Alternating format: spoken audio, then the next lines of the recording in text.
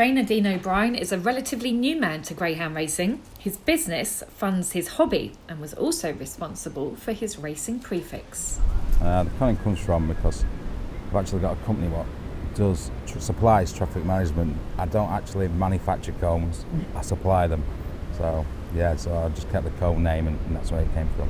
So when we all leave a dog track late at night and the roads are being closed with cones, it's you that's responsible for putting them there? Yeah, to an effect. But that business essentially funds this, which is your hobby. Yeah, of course it does. Everyone knows there's no money in dog racing or anything like that. You need something else to fund it. I couldn't have all staff here what I've got without another backing. You know, I know it's hard for other trainers. There's nothing there, but I do my best and it funds it. That's it.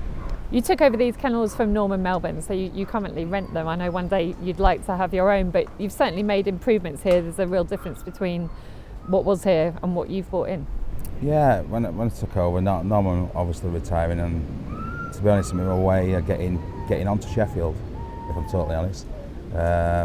So we've kept another kennel going. That's the main thing. I would like my own place. Of course, I'd like my own place because I'd like more area. We're a bit tight for area. But I'd like to get into the breeding side of things and expand and have my own gallops, etc.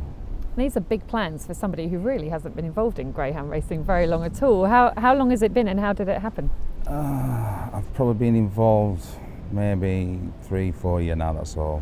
It started off with one dog, whatever, with Tony McKenna. He asked me what dog I wanted and I wanted a Sky dog, so that's how far back it were. He went out and got me one and then obviously I finished second in St Ledger with Coney Cashion. And then I just got the bug.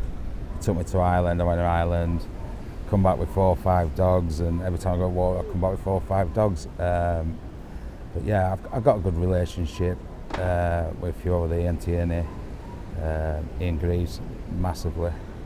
We massively get on, and a couple of us.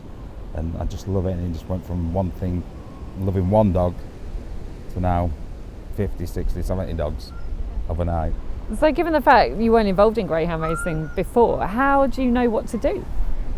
A lot of it is trial and error. Obviously, I'm not a trainer. I'm just winging it. I'm blagging it as I go along. But whatever I'm doing, I'm getting results. You know, I criticise myself. If a dog runs bad, I want to know why it's ran bad. I want to find out why it's ran bad. Is it something I've done, something I've fed? Whatever, I'll go back to drawing board, I'll watch the reruns. I just want to, it doesn't matter whether it's an A8 dog or an open dog, I want that dog winning. It's just as simple as that. Everyone knows they can't win all the time, but I want them to win all the time. But as long as I put the effort in, I know that the dog is sound. And obviously I get Darryl in, he checks them every week, make sure they're safe to run. At the end of the day, it's the welfare of the dog comes first. If any dog's injured or whatever, it doesn't go to track, simple as, we'll pull them off. You said that you're learning all the time, every day if you like. Where are you as things stand? What do you think is the right way to do a dog? I think the feed is 90%, 99% probably.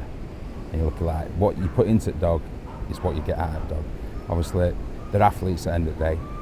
They need the nutrition, they need the diet, they need all the tonics, whatever gets them geared up to go to that track. I've watched a bit of YouTube off a few other trainers.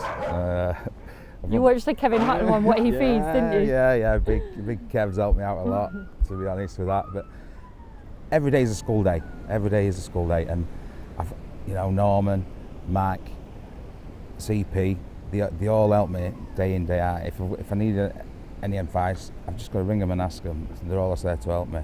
But it's a learning curve.